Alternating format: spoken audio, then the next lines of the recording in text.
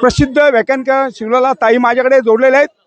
सासवडमध्ये आलेले आहेत ताई. दर्शनाचा लाभ घेतला आपण. काय आनंद होतोय? महाराष्ट्रातील तमाम वारकरी जनताला काय शुभेच्छा द्या? खरं तर मी आळंदी ते पंढरपूर दिंडीसोबत आहे, पण आता सोपान काकांच्या प्रस्थानाला आणि इथे सासवडमध्ये आम्ही आलेलो आहोत. कारण वारकरी संप्रदायाच्या नियमानुसार ज्ञान देणारे ज्ञानोबाराय, परमार्थ सोपा करणारे सोपान काका आणि ज्ञानाची निवृत्ती मिळवण्यासाठी निवृत्तीनाथ आणि या सगळ्यापासून मोक्ष म्हणजे मुक्ताबाई. वारकरी संप्रदायाची खूप मोठी परंपरा आहे आणि वारी करण्याचं म्हणजे आयुष्यात येऊन एकदा तरी वारी करावी.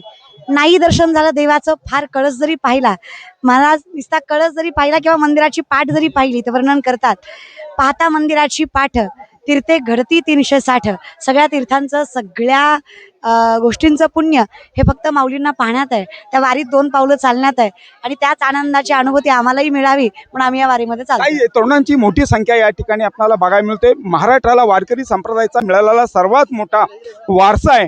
ही तरुण पिढी आपल्याला एकवटलेली बघायला मिळते. खऱ्या अर्थानं हे ज्ञानोबारायाने लावलेलं छोटंसं रोपटे त्याचा प्रचंड मोठा उठोष बघताना कसं पाहता आपण?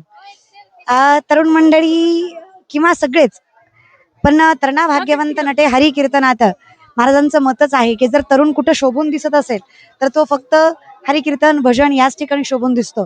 आणि ही वाढलेली संख्या, शेवटी माणूस जेव्हा सगळं करून दमतो त्यावेळेस त्याला कुठेतरी एका क्षणा अनुभूती होते की परमार्थाशिवाय सॅटिस्फॅक्शन समाधान नाहीच आहे. आणि म्हणून आपण बघतोय की आज बरीच माणसं संप्रदायाकडे वळलेली आहेत. फक्त विनंती एवढीच आहे की या तरुणांनी फक्त सोशल मीडिया पुरता नाही तर मनातून परमार्थ करावा. तर आपण बघितलं आपल्याला श्रीमताई यांनी सांगितलेलं आहे की तरुण वर्ग आहे, तरुण वर्गाने मोठ्या संख्येनं या ठिकाणी वारीमध्ये सहभाग झाला पाहिजे. पण महाराष्ट्रातली संस्कृती आणि महाराष्ट्रातल्या परंपरेचं सुद्धा जतन होणं गरजेचं आहे. Cameraman Tanmay Patil, reporter Sagar Patil, Saswad.